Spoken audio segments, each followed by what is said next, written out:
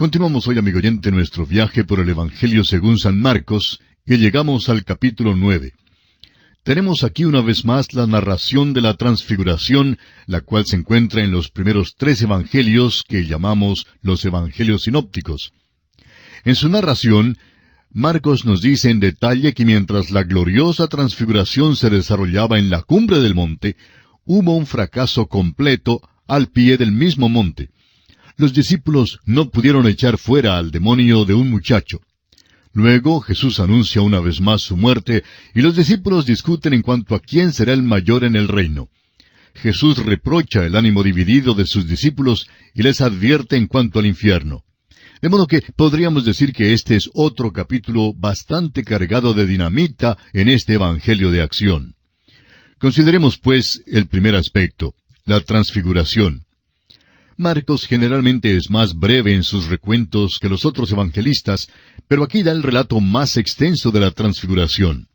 Es interesante reflexionar sobre la razón por qué él pondría tanto énfasis sobre este evento. Es nuestra opinión que la transfiguración presenta la perfecta humanidad de Jesús y no su deidad. Como ya hemos dicho, los evangelios sinópticos relatan la transfiguración. Juan es el único que no incluye este relato en su evangelio. Sin embargo, es el que presenta con mayor énfasis la deidad de Cristo. Usted recordará que en el último versículo del capítulo 16 de Mateo, Jesús dijo: «Hay algunos de los que están aquí que no gustarán la muerte hasta que hayan visto al Hijo del Hombre viniendo en su reino». Hay muchas interpretaciones en cuanto a aquella declaración, pero creemos que es muy claro que nuestro Señor dio aquí una referencia definida a su transfiguración. 2 hombres que estaban allí con él, Pedro y Juan, se refieren más tarde a este evento. En el caso de Pedro, él dice en su segunda epístola y en el capítulo 1, los versículos 16 al 18, «Porque no os hemos dado a conocer el poder y la venida de nuestro Señor Jesucristo siguiendo fábulas artificiosas, sino como habiendo visto con nuestros propios ojos su majestad. Pues cuando Él recibió de Dios Padre honra y gloria, le fue enviada desde la magnífica gloria una voz que decía: Este es mi Hijo amado, en el cual tengo complacencia. Y nosotros oímos esta voz enviada del cielo cuando estábamos con Él en el Monte Santo». Pedro está diciendo que fueron testigos presenciales del poder y de la venida de nuestro Señor Jesucristo. ¿Cuándo? En la transfiguración. Leamos ahora el primer versículo de este capítulo 9 del Evangelio según San Marcos. También les dijo: «De cierto os digo que hay algunos de los que están aquí que no gustarán la muerte hasta que hayan visto el reino de Dios venido con poder». Creemos que la razón por la cual esto se declara en aquel momento en particular, antes de su muerte y su resurrección, fue para que comprendiéramos que sea que Cristo fuera a la cruz o no, el reino siempre continuaría en sus manos.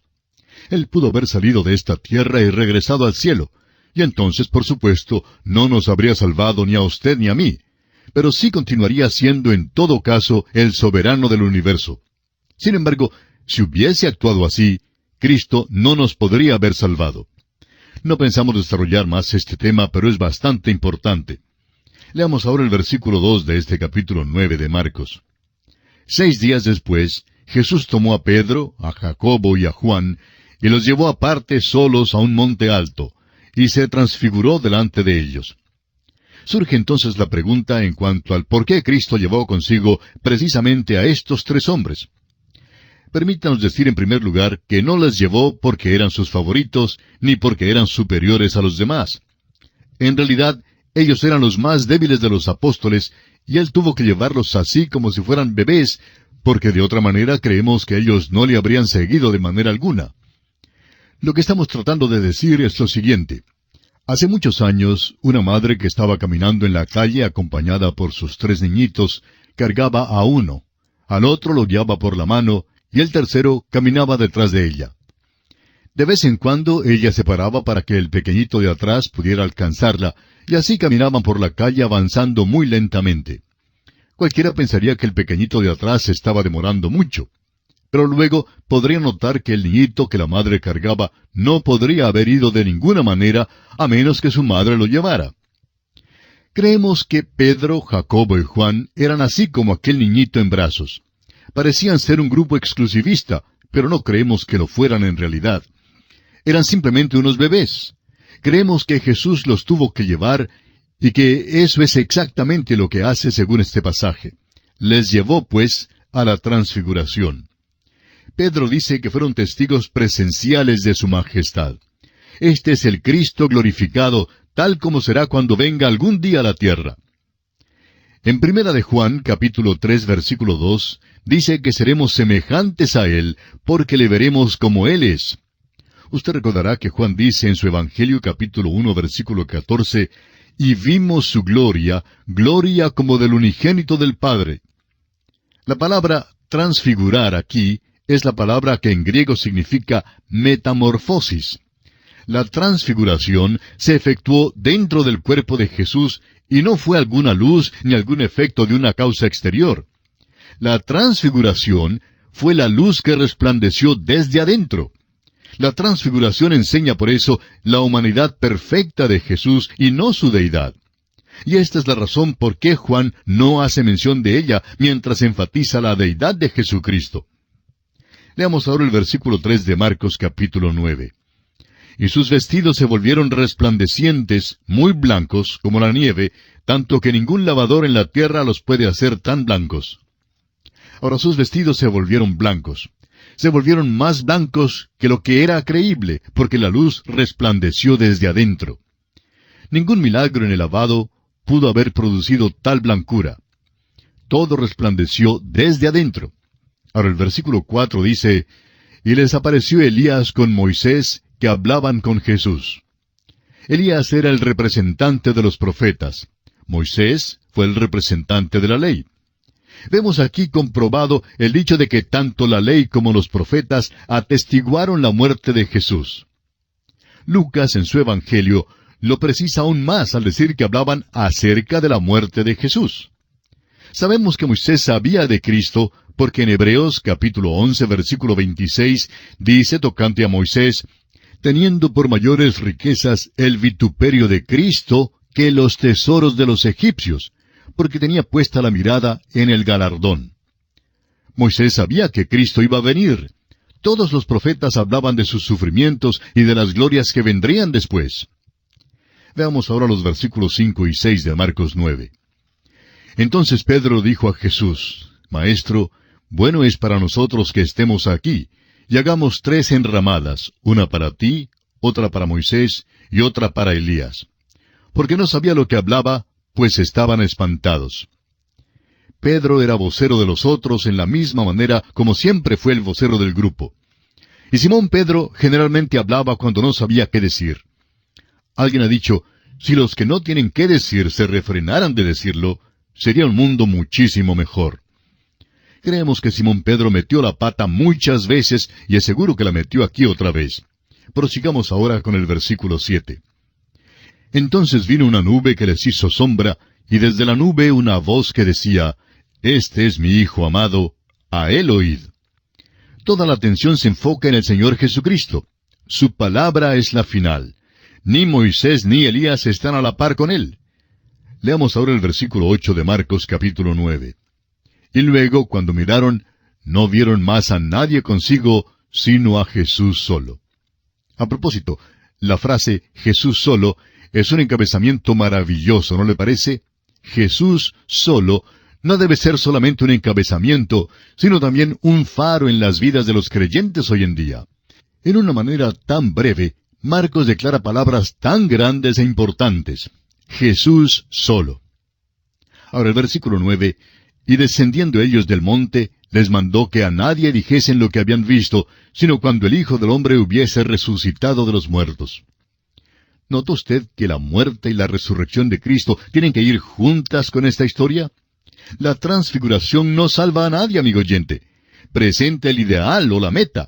Pero aquella meta solo puede ser alcanzada mediante la muerte de Cristo en la cruz y su resurrección. Y usted notará que Él siempre junta su muerte con su resurrección. También debemos notar que Jesucristo nunca mencionó la cruz, sino que simplemente habló de su muerte. El versículo 10 nos dice, «Y guardaron la palabra entre sí, discutiendo qué sería aquello de resucitar de los muertos». Desconocían enteramente la resurrección, y la misma resurrección lo reveló. Salieron precipitadamente al sepulcro porque no esperaban ver a un Salvador vivo. Uno no va al cementerio para ver a un ser viviente. Uno va allí en memoria de los muertos. Sigamos ahora con los versículos 11 al 13 de Marcos capítulo 9. Y le preguntaron diciendo, ¿por qué dicen los escribas que es necesario que Elías venga primero? Respondiendo él les dijo, Elías a la verdad vendrá primero y restaurará todas las cosas.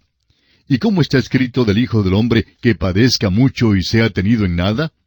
Pero os digo que Elías ya vino, y le hicieron todo lo que quisieron, como está escrito de él. Creemos que nuestro Señor explica con toda claridad que nadie puede oponerse a su establecimiento del reino, porque el profeta dijo que Elías debía venir primero. Nuestro Señor dijo que si le hubieran aceptado a él, y si él hubiera establecido el reino, esto habría sido el cumplimiento de la profecía de que Elías de cierto había venido. Pero siendo que no le aceptaron, entonces Elías vendrá con la segunda venida de Cristo. Ahora, desde esta gloriosa escena en la cumbre del monte, bajamos a una frustración total de los discípulos al pie del monte. Leamos los versículos 14 al 18 de este capítulo 9 de Marcos. Cuando llegó a donde estaban los discípulos, vio una gran multitud alrededor de ellos, y escribas que disputaban con ellos. Y enseguida toda la gente, viéndole, se asombró, y corriendo a él le saludaron. Él les preguntó, ¿qué disputáis con ellos? Y respondiendo uno de la multitud dijo, Maestro, traje a ti mi hijo, que tiene un espíritu mudo, el cual donde quiera que le toma le sacude, y echa espumarajos, y cruje los dientes, y se va secando. Y dije a tus discípulos que lo echasen fuera, y no pudieron. Este realmente es un cuadro del reino hoy en día. El Señor Jesús ya se ha ido a la presencia del Padre y está allí en su cuerpo glorificado. Sus apóstoles están allí con Él. Ya se han ido, y hoy en día la mayor parte de la iglesia se ha ido también. Moisés y Elías están allí. Allí está ahora el monte de la transfiguración. Es el cielo hoy en día. Pero mire usted esta pobre tierra de hoy y vea sus problemas. Este cuerpo manifiesta una tierra insensata. Creemos que si pudiéramos irnos y mirar la tierra y verla como Dios la ve, y probablemente como los ángeles también la ven, llegaríamos a la conclusión de que el hombre que vive en la tierra se ha enloquecido. Parece ser endemoniado por su manera de portarse y por su manera de hacer las cosas. Lo triste en esta historia es que el hombre trajo al muchacho y los discípulos no pudieron hacer nada. Y lo trágico de esta hora en que vivimos es que la iglesia está desesperada ante la presencia de un mundo necesitado. Ahora mismo la iglesia se está esforzando con desesperación y la iglesia organizada protesta y marcha y se involucra en todo tipo de cosas, y los del mundo realmente critican a la iglesia porque creen que debe involucrarse más. Pero ese no es nuestro negocio. Debemos tener el poder para ayudar a un pobre muchacho endemoniado hoy en día. Debemos poder ayudar a los hombres hoy presentándoles a un Salvador que les hará racionales y que les traerá a una relación correcta con Dios. Lamentablemente, amigo oyente, lo mismo tiene que decirse en cuanto a la iglesia. Y no pudo. Los discípulos no pudieron y nosotros tampoco podemos. Y respondiendo él les dijo en el versículo 19, «Oh generación incrédula, ¿hasta cuándo he de estar con vosotros? ¿Hasta cuándo os he de soportar? Traédmelo». ¡Qué declaración más maravillosa! ¡Traédmelo! Tratamos de hacer todo menos traer a los perdidos a Jesucristo. Ahora los versículos 20 al 22 del capítulo 9 de Marcos dicen, «Y se lo trajeron, y cuando el Espíritu vio a Jesús, sacudió con violencia al muchacho, quien cayendo en tierra se revolcaba, echando espumarajos. Jesús preguntó al padre, ¿cuánto tiempo hace que le sucede esto? Y él dijo, desde niño. Y muchas veces le echan en el fuego y en el agua para matarle. Pero si puedes hacer algo, ten misericordia de nosotros y ayúdanos. Este caso, amigo oyente, es muy malo. Pero no lo consideramos tan malo como el caso del endemoniado que vivía en los sepulcros en Gadara, porque aquel ya era un hombre formado y había sido poseído por los demonios toda su vida. Este era un muchacho, pero su caso habría sido tan malo, si no peor, que el hombre de Gadara, si hubiera permanecido en su triste condición. Este padre, pues, simplemente se abandona a la merced del Señor Jesús con esta terrible desgracia. Y cuando uno confía así en el Señor Jesús, amigo oyente, Él entonces hace algo para ayudarnos. Veamos ahora el versículo 23.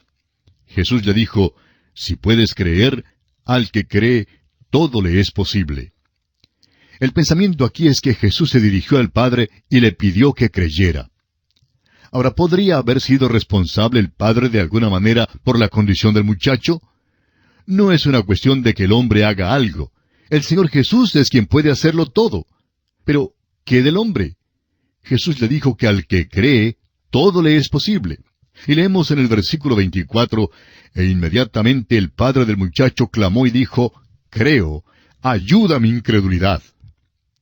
Aquí vemos un ruego desesperado de fe. Y leamos ahora desde el versículo 25 hasta el 29 de Marcos capítulo 9, que dicen, y cuando Jesús vio que la multitud se agolpaba, reprendió al espíritu inmundo, diciéndole, espíritu mudo y sordo, yo te mando, sal de él, y no entres más en él. Entonces el espíritu, clamando y sacudiéndole con violencia, salió, y él quedó como muerto, de modo que muchos decían, está muerto. Pero Jesús, tomándole de la mano, le enderezó y se levantó. Cuando él entró en casa, sus discípulos le preguntaron aparte, ¿por qué nosotros no pudimos echarle fuera? Y les dijo, este género con nada puede salir sino con oración y ayuno. Aquí surge la pregunta de si este no es también un caso en que el Señor levanta a un muerto. Opinamos que lo es, pero no deseamos forzar mucho este punto. Ahora, en la contestación del Señor a sus discípulos, encontramos que la palabra ayuno no se encuentra en los mejores manuscritos y creemos que el énfasis es más bien sobre la oración. Y hoy en día, amigo oyente, la iglesia está débil porque no está orando como debe hacerlo. Y pasamos al siguiente aspecto en consideración en este capítulo 9 de San Marcos. Leamos los versículos 30 al 32. Habiendo salido de allí, caminaron por Galilea, y no quería que nadie lo supiese, porque enseñaba a sus discípulos y les decía, el Hijo del Hombre será entregado en manos de hombres y le matarán, pero después de muerto resucitará al tercer día. Pero ellos no entendían esta palabra y tenían miedo de preguntarle. Note usted que Jesucristo siempre unía su muerte a su resurrección. Pero aparentemente sus discípulos no comprendieron por completo este asunto de ser levantado de los muertos. Aquí está hablando de su propia muerte por ellos, y uno pensaría que estos hombres habrían hecho por lo menos una pregunta en cuanto a esto. En cambio, vemos que se atrevieron a discutir en cuanto a quién sería el mayor en el reino cuando Jesús apenas acababa de anunciar su muerte. Debieron avergonzarse de su conducta, ya que esta no era la primera vez que Cristo les había anunciado su muerte y su resurrección. Sin embargo, todavía no le comprenden. Y pasamos al siguiente aspecto en los versículos 33 al 37 de Marcos capítulo 9, que dicen, y llegó a Capernaum, y cuando estuvo en casa les preguntó, ¿qué disputabais entre vosotros en el camino? Mas ellos callaron, porque en el camino habían disputado entre sí quién había de ser el mayor. Entonces él se sentó y llamó a los 12, y les dijo, si alguno quiere ser el primero, será el postrero de todos y el servidor de todos. Y tomó a un niño y lo puso en medio de ellos, y tomándole en sus brazos les dijo, el que reciba en mi nombre a un niño como este, me recibe a mí, y el que a mí me recibe, no me recibe a mí, sino al que me envió. En nuestro estudio del Evangelio según San Mateo, tratamos ya muy a fondo esta discusión entre los discípulos, y la trataremos una vez más en nuestro estudio del Evangelio según San Lucas. Así que, por esta oportunidad, no la comentaremos. Pasaremos entonces al siguiente aspecto en consideración. Leamos los versículos 38 al 41 de este capítulo 9 de Marcos. Juan le respondió diciendo, Maestro, hemos visto a uno que en tu nombre echaba fuera demonios, pero él no nos sigue, y se lo prohibimos porque no nos seguía.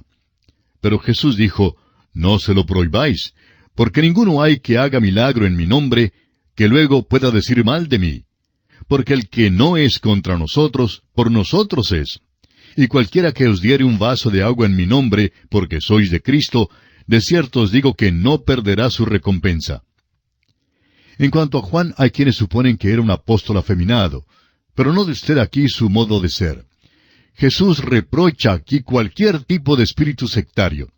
Note usted que la base para la unidad que Jesús da es únicamente en sus palabras, en mi nombre.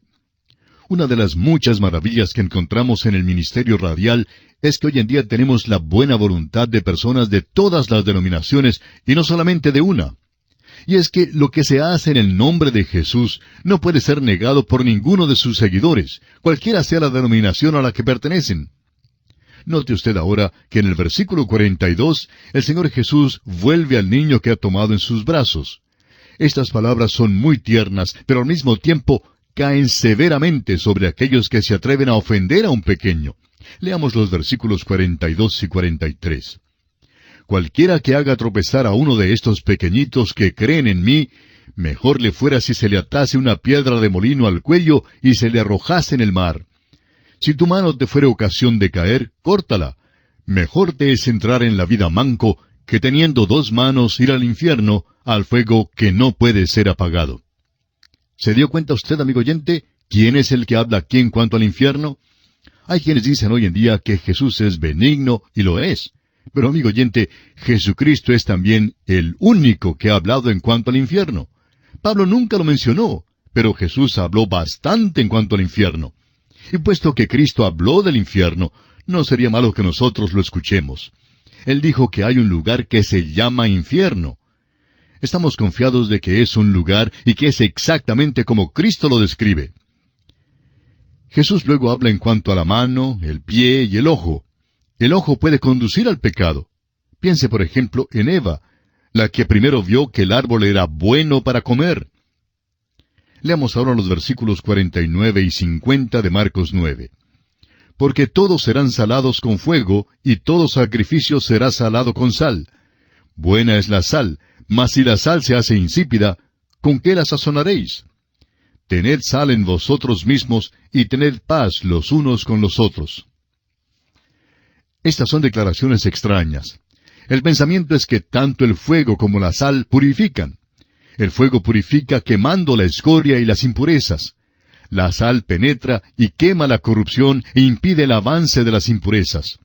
Si tenemos la sal, es decir, la obra limpiadora de la palabra de Dios obrando dentro de nosotros, entonces esa sal santifica y trae la paz. Y aquí, amigo oyente, concluye nuestro estudio del capítulo 9 del Evangelio según San Marcos.